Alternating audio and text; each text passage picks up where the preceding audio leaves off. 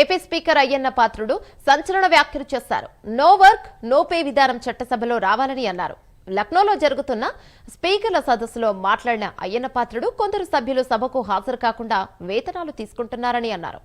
ఉద్యోగులు విధులకు రాకపోతే వేతనాలు నిలిపివేస్తారని, మరి ఎమ్మెల్యేల విషయంలో అలా ఎందుకు చేయరని ప్రజలు ప్రశ్నిస్తున్నారని అన్నారు.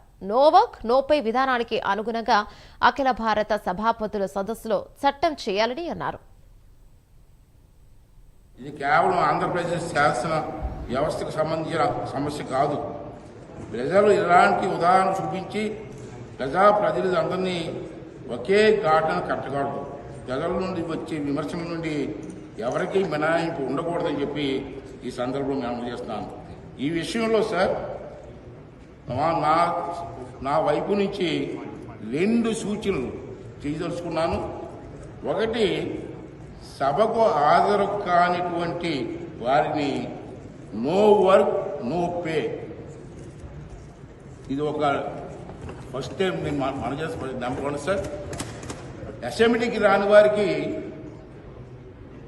నో వర్క్ చేయని వారికి పేమెంట్ ఎందుకు ఇవ్వాలి, వై మస్ట్ బి పేమెంట్ అని చెప్పి శాలరీస్ అని చెప్పి నా సూచన సార్. రెండోది ఏంటంటే, ఉద్యోగులు నిధులకు రాత కాకపోతే, ఎంప్లాయీస్ ఉద్యోగాలకు రాకపోతే మనం ఏం చేస్తున్నాం సార్, వారి వేతనాల్లో కోత వేస్తున్నాం.